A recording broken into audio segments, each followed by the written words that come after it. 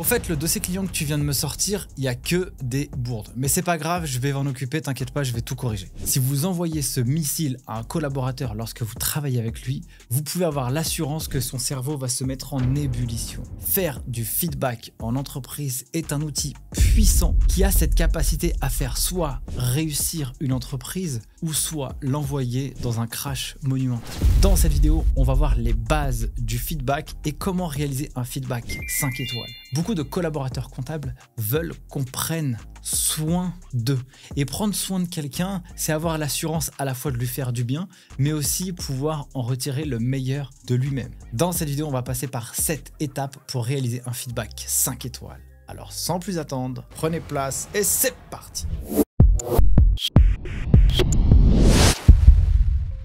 Alors pourquoi réaliser du feedback? Le feedback, c'est un cadeau. Comme le dit Stéphane Moriou, que vous pouvez également retrouver sur le podcast Counter, il est auteur, conférencier et spécialisé dans l'art du feedback. Le feedback, c'est quelque chose d'extrêmement important dans le monde de l'entreprise. Son importance, elle est capitale. Pourquoi? Car elle permet à la fois une croissance individuelle et collective des êtres humains. Elle permet aussi de veiller au contrôle de la qualité du travail rendu. Et enfin, elle permet d'apporter une clarté sur la vision et les résultats attendus. Il y a deux typologies de feedback qui seront intéressants, à la fois pour les collaborateurs et à la fois pour l'entreprise. Je peux d'ores et déjà vous donner un élément qui est très important chez nous, chez Counter. Le feedback, c'est quelque chose de très important. Alors à l'époque, dans notre culture, on avait la version du feedback radical, où on va y aller droit au but et on va pas perdre de temps pour réaliser du feedback. Avec le recul, on s'est rendu compte que le feedback, il devait être un peu plus mesuré. Parfois, il est utile d'en faire, parfois, c'est pas forcément nécessaire. Donc on va choisir le feedback. Et l'objectif pour nous, c'est que l'écosystème dans lequel nous sommes, en tout cas chez Counter, puisse respecter et veiller à respecter la culture que l'on a mis en place. Et dans notre culture, on a ce qu'on appelle la croissance collective. Si le groupe grandit, l'individu aussi va grandir. Donc le feedback se prête aussi tout à fait à notre culture de boîte. Et quelque chose qui est très important, c'est que lorsqu'on réalise un job, qu'est-ce qu'on veut? On veut savoir si on le fait bien ou pas. Si le job réalisé répond aux attentes des clients, aux attentes de l'entreprise, aux attentes de tous ceux avec lesquels on peut travailler. Déjà, regardons l'utilité du feedback pour les collaborateurs. Alors, une entreprise sans feedback, c'est quoi les problèmes? Manque de reconnaissance et incertitude. Ça veut dire que si on n'a pas de retour sur le travail que l'on réalise, que ce soit un feedback positif, ce que tu fais, c'est bien. Si on dit à un enfant, ce que tu fais, c'est bien, on renforce ce point-là. On renforce ce qu'il est en train de faire. On est en train de lui dire, ça continue.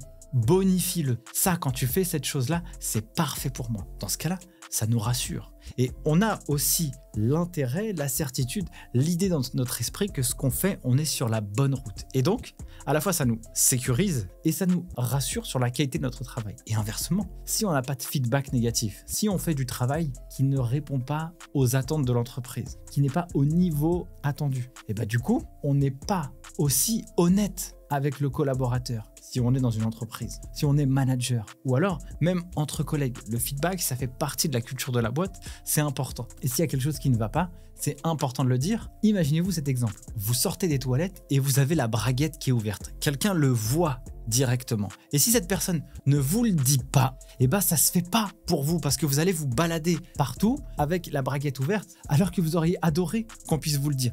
Mais pourtant, c'est pas hyper stylé. Ça peut être même pour certaines personnes un peu gênant de recevoir ce feedback. Ah, au fait, fais gaffe, ta braguette, elle est ouverte. Donc, ça, c'est important. Ensuite, une entreprise sans feedback, ça va accroître la démotivation. Parce que comme on ne sait pas, on n'a aucun moyen d'évaluer la qualité du travail que l'on est en train de réaliser. Par contre, si on sait qu'on est sur la bonne trajectoire ou si on sait que quand on fait quelque chose de mal, eh ben, on nous dit clairement la manière dans laquelle, et ça on le verra un peu plus tard dans la vidéo, si on nous explique clairement comment on peut faire pour s'améliorer, ça va accroître soit notre estime de nous-mêmes si on fait bien les choses, ou alors si on nous l'a bien dit, ça va nous motiver à ne plus faire ces bêtises. Nécessairement, une personne qui n'a pas de retour, eh ben, elle a une baisse d'engagement, une baisse de qualité du travail rendu, et enfin, une insatisfaction dans son job. Et donc si on remet tout ça, eh ben, je suis pas en sécurité, je manque de reconnaissance, je suis dans l'incertitude, j'ai ma baisse de motivation, je suis moins performant, je je suis moins engagé, j'en ai marre de mon job, et bah du coup, forcément, soit ça accroît le turnover, soit et bah, ça fait une boîte avec une culture pourrie, toute l'ambiance de travail, bah, ça donne pas envie d'y bosser. Inversement, si on va être extrêmement clair et au contact des équipes,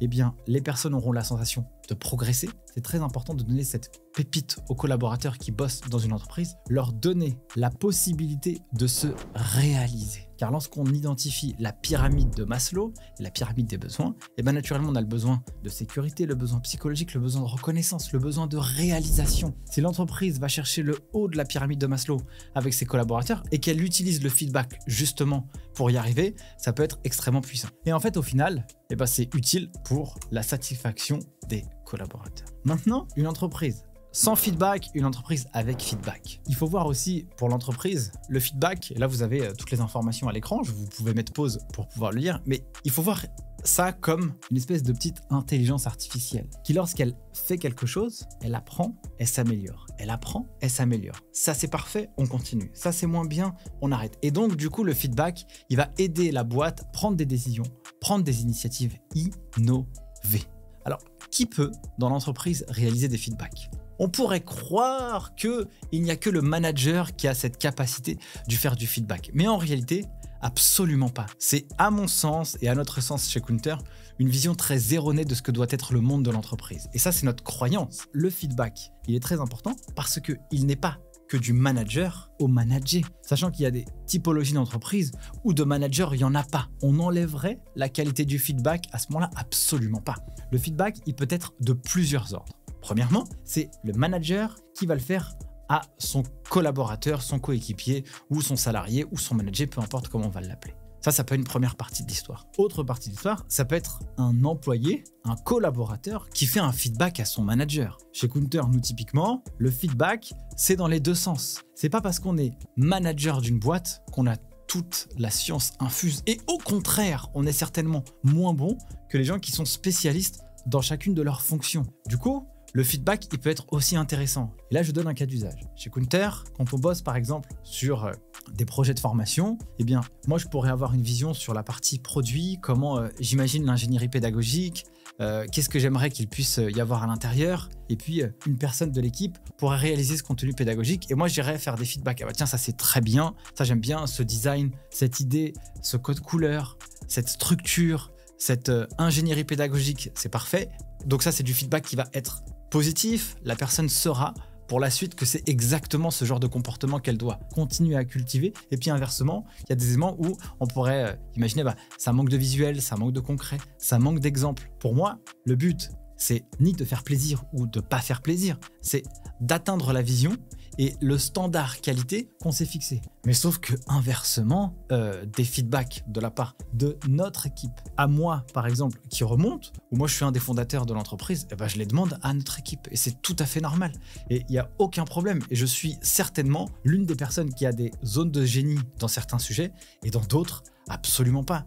Je prends un exemple sur la partie parfois structuration. Moi, j'ai la sensation des fois de passer au travers certains sujets parce que j'ai envie d'aller vite. Et puis un membre de mon équipe dit mais est-ce que tu as pensé à ça? Oui, mais ce serait bien que tu fasses les choses de telle manière, etc., etc. Mais je suis complètement client pour ça parce que c'est avec les bonnes personnes que chaque personne de l'écosystème va progresser. Et donc le feedback aussi peut être dans ce qu'on appelle le feedback latéral. Les collègues entre collègues, en toute bienveillance. Il y a certaines boîtes comme 360 Learning par exemple, où il y a des formations sur le feedback qui sont réalisées dans les entreprises. Comment un collègue peut-il faire du feedback à un autre collègue? Alors qu'on est sur des niveaux hiérarchiques qui sont différents, mais sauf que si on a compris que le feedback c'est un outil de progression et d'amélioration continue, dans ce cas-là, on peut être complètement ouvert à pouvoir le réaliser. Par contre, il y a quand même une manière, une méthodologie pour pouvoir le faire. Alors à quel moment on peut faire des feedbacks? Il y a des feedbacks qui peuvent se faire en individuel, donc une personne avec une autre personne, ou alors des feedbacks qui peuvent se faire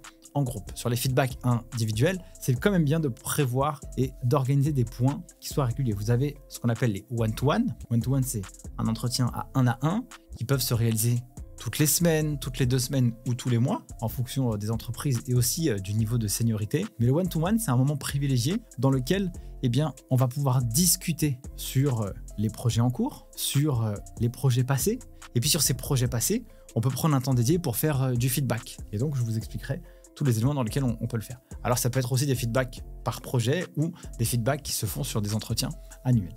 Ensuite, il y a les feedbacks plutôt en groupe où ça se fait, par exemple, dans les team building, pour ne citer que ça. Quelle est la structure d'un bon feedback? Ça va se faire en 5 parties et 5 étapes. Première étape, il faut choisir le bon moment pour réaliser un feedback. Si on veut réaliser un feedback à 17h, alors que la personne doit aller chercher ses enfants à 17h, c'est peut-être pas le bon moment de pouvoir le faire. Il est important de prévoir des moments privilégiés pour réaliser le feedback. Aussi, c'est important de demander si la personne, elle est d'accord, elle est cliente. Parce que si on a envie de recevoir une critique et qu'on est OK pour la recevoir, du coup, la friction pour la recevoir et la capacité d'encaisser le choc, que ce soit positif ou négatif, eh bien, c'est toujours plus intéressant, c'est toujours plus simple. Si la personne a dit non, j'ai pas le temps, là je suis sur plein de sujets, etc.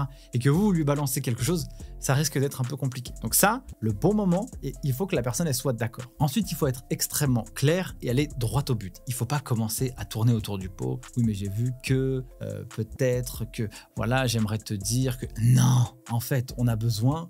Voilà, il faut prendre son courage à deux mains. S'il y a des choses à dire à certaines personnes, le but, c'est que ce soit dit et dit de la bonne manière. Troisième point, et vous verrez un exemple après, il faut que le feedback il soit factuel, concret, précis. J'ai vu que quand tu traites les dossiers clients, tu vas pas assez dans le détail. Feedback nul, tu manques vraiment de volonté quand tu fais les travaux. Autre feedback complètement nul. Le feedback, il doit être factuel, concret, précis. Il doit concerner des faits et des compétences et ce n'est pas un jugement de valeur sur la personnalité. Sinon, vous allez juger la personne et ça va vraiment la bloquer. Quatrième point, il faut exposer les conséquences de ce travail. Et cinquième point, inviter, trouver des pistes d'amélioration. Maintenant, quel est le fond et la forme du feedback? Au niveau de la forme, on peut utiliser la communication non violente. On doit faire aussi attention à nos tournures de phrases et à notre intonation, car il y a une grande différence entre dire « la semaine dernière, nous avions 10 TVA à sortir, on a eu 5 jours de retard et les conséquences, c'est qu'on a eu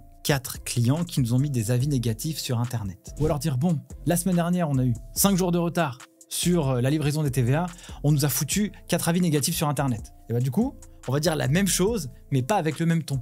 Le paraverbal, l'attitude, la posture, elles sont aussi différentes. Ce qui fait que si on a une attitude plus enclin, plus ouverte, où on rappelle vraiment les faits et qu'on utilise aussi la forme, et bah du coup, ça va beaucoup mieux passer que si on le fait de manière un peu agressive. Par contre, il faut aussi s'adapter à la personne qui reçoit le feedback. Il y a certaines personnes, elles n'ont pas besoin d'arrondir les angles. On peut y aller directement droit au but. Si c'est la méthode de communication de la personne, alors il n'y a aucune raison de ne pas l'utiliser parce que pour elle, ce sera complètement OK.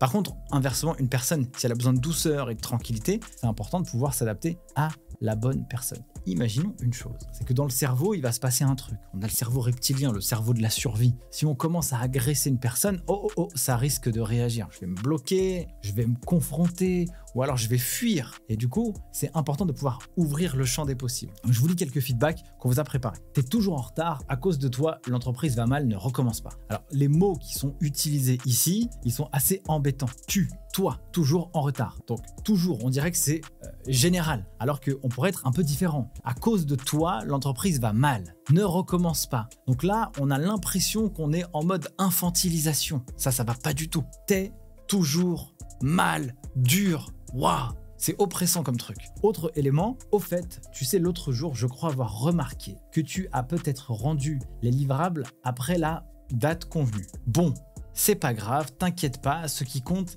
c'est que ce soit fait maintenant. Si tu peux essayer de respecter la date la prochaine fois, ce serait vraiment bien. Mais bon, je sais que parfois c'est compliqué. Allez, on va passer au point suivant de la liste. C'est génial, sauf qu'il y a une différence entre ce feedback généraliste et ce feedback qui est beaucoup plus concret. Tu as rendu ce projet 10 jours après la deadline, ce qui a eu un impact de moins 10% sur les ventes. Donc, le timing, l'impact, qu'est-ce qui a causé ce retard? Comment peut-on y remédier? De quoi as-tu besoin pour qu'on ne soit plus dans cette situation? Donc, le but, c'est de comprendre pour quelles raisons on arrive à cette conséquence. Une fois qu'on a compris, peut-être qu'il y aura des éléments qui sont tout à fait justifiables. Le projet, il était 10 jours après la deadline parce que en fait, l'objectif qu'on avait fixé, il était inatteignable. C'était impossible. Peut-être qu'en cours de temps, on a donné d'autres projets à la personne, ce qui fait qu'elle n'a pas pu réaliser l'objectif. Et donc, elle est arrivée dans cette situation. Autre point, peut-être qu'elle a eu un problème personnel, ou alors peut-être qu'elle a eu un problème, mais qu'on n'a pas la connaissance de quel est ce problème.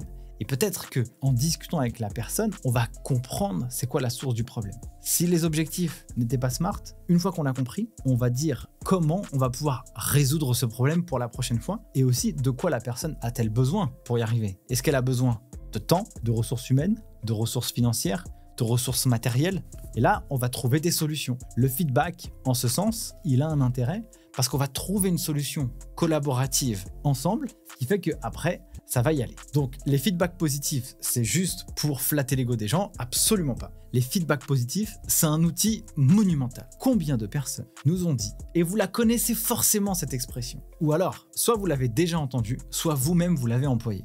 Bah oui, c'est quand même bien, faut pas toujours dire quand ça va mal, faut aussi dire quand ça va bien. C'est pas faux aussi, c'est dire quand ça va bien, c'est extrêmement important. Parce que le feedback positif, il a une vertu incroyable. Il va tellement doper la confiance et la motivation d'une personne.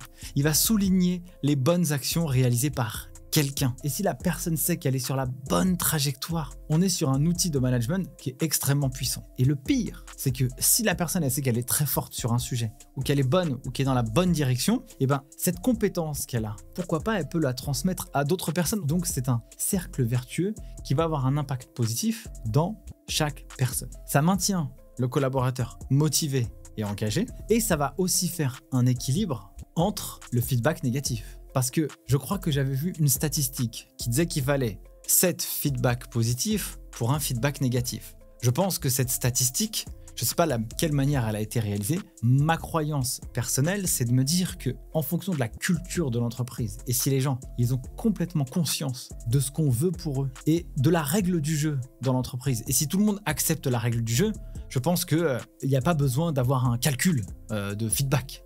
Les feedbacks, si on voit des choses qui sont bien, on le dit. S'il y a des choses qui ne sont pas bien, on le dit. Mais est-ce qu'on doit garder un certain équilibre? Bien sûr que oui. Mais je ne pense pas que c'est 7-1. Je pense que c'est juste en fonction de la règle du jeu de l'entreprise, comment on va accepter les feedbacks. Quoi qu'il en soit, il faut quand même respecter et veiller à un équilibre. Si les gens ne connaissent pas les règles, eh ben c'est quand même important de pouvoir valoriser et surtout pas valoriser sur des choses qui servent à rien ou valoriser juste pour flatter la personne. C'est pas ça le but. C'est de accentuer et accroître des comportements positifs. Il y a quelques outils qui sont intéressants, donc il y a les moments privilégiés, one-to-one, s'entraîner à l'auto-évaluation, les feedbacks 360, la méthode du feedback sandwich, la rétrospective agile. Je vais vous en prendre 2 ici dans cette vidéo. Pour moi, le one-to-one, c'est un moment de privilège. C'est un moment où on s'arrête et on s'occupe sincèrement des autres dans un temps dédié. Alors, il y a un problème, c'est que le management, ça prend du temps. Et le manager opérationnel qui doit délivrer des sujets, des projets, des tâches dans son job, en plus du management, eh ben c'est là où il faut faire très attention. Souvent, quand on travaille en comptabilité gestion, quand on bosse en cabinet, on n'a pas le temps de faire du management parce qu'on a la tête dans le guidon, on a la tête dans les dossiers, on a la tête dans les clients. Et eux, c'est important. Et on se réserve le management le soir. Sauf que le soir, quand tout le monde est fatigué ou on ne prend pas soin des gens, et ben du coup, c'est un véritable problème. Sur Counter, par exemple, qui est une plateforme à la fois de recrutement et de formation, où on sélectionne les meilleurs cabinets français et entreprises françaises qui apportent une réelle expérience collaborateur. On s'attarde et on se charge à veiller à ce que les cabinets fassent du bon travail dans le management. Parce que les gens aiment le travail en cabinet, mais ils n'aiment pas les conditions de travail.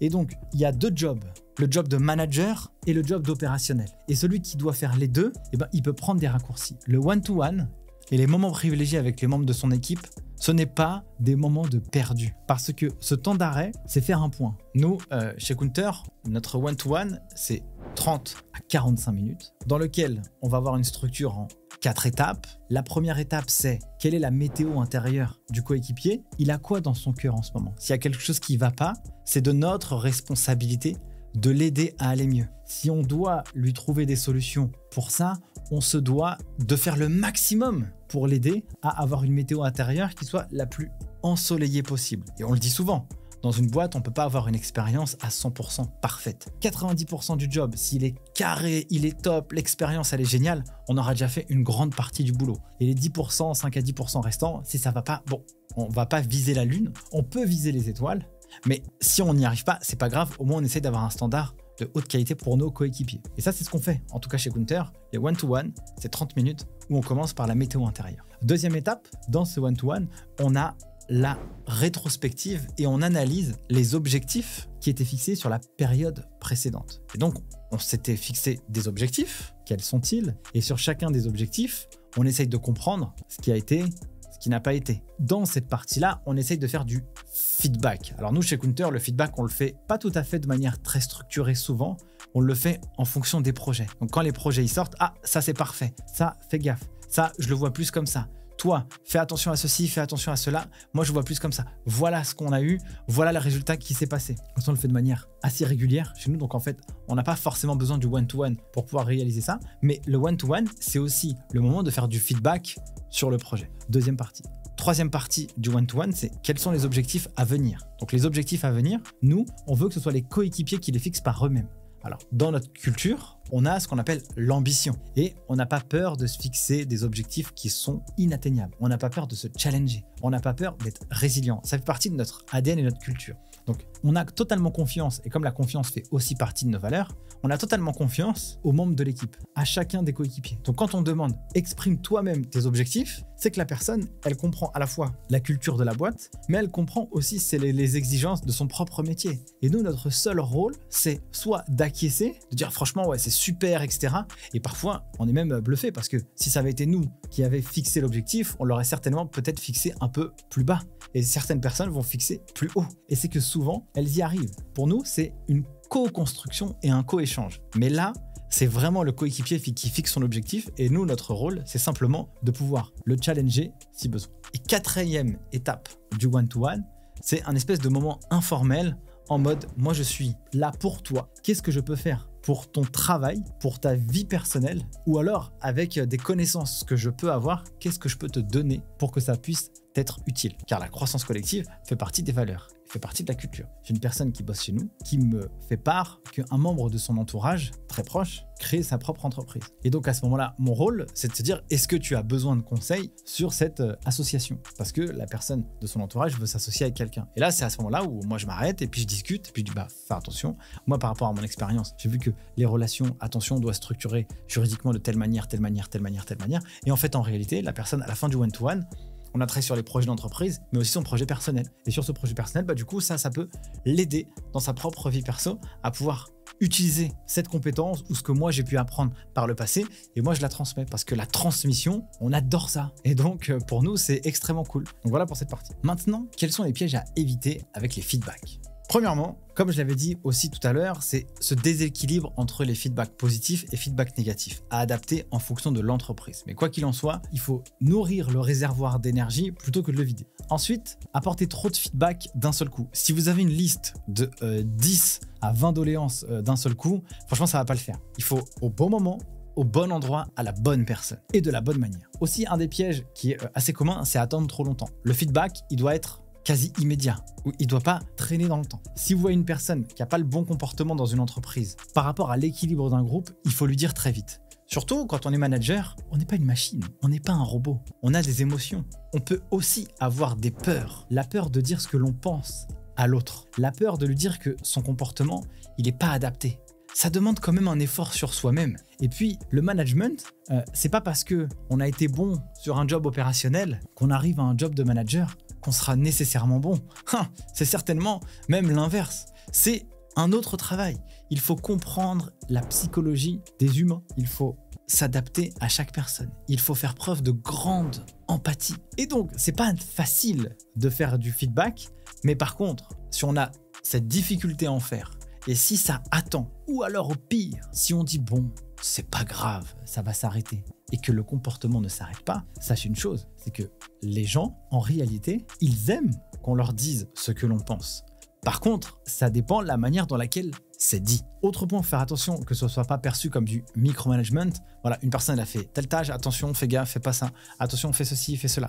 Non, ça, il faut faire très attention. Les feedbacks aussi, il faut faire attention que quand le feedback il est individuel, il ne se fasse pas en public parce que ça peut faire de l'humiliation. Car on peut se sentir humilié vis-à-vis de ses collègues. Et ça, c'est pas très bon parce que dans l'image sociale que l'on peut renvoyer auprès des autres, ça va soit nous énerver ou soit on va se dire bah attends, il m'a traité de nul ou alors il m'a dit que ce que je faisais c'était pas bon alors que je me suis tué à la tâche et j'ai donné le maximum de moi-même. Et là en fait on verra ça comme une injustice. Une personne qui ne comprendra pas votre logique. Quand vous lui ferez un feedback, il faut comprendre votre perception de valeur et il faut aussi trouver un point d'entente entre moi, je vois les choses comme ça, moi, je donnais mon maximum, mais je suis à ce niveau-là. Là, il y a un niveau d'exigence entre les deux qui n'est pas tout à fait adapté. Donc, il faut réussir à discuter et se mettre au même niveau pour que chaque personne puisse comprendre le point de vue et le besoin de l'autre. Donc maintenant, après avoir vu cette vidéo, j'espère que ça vous aura été utile. Il est nécessaire de passer à l'action. Tout d'abord, il faut se renseigner sur la communication non violente. Vous avez des ressources partout sur Internet, sur des chaînes YouTube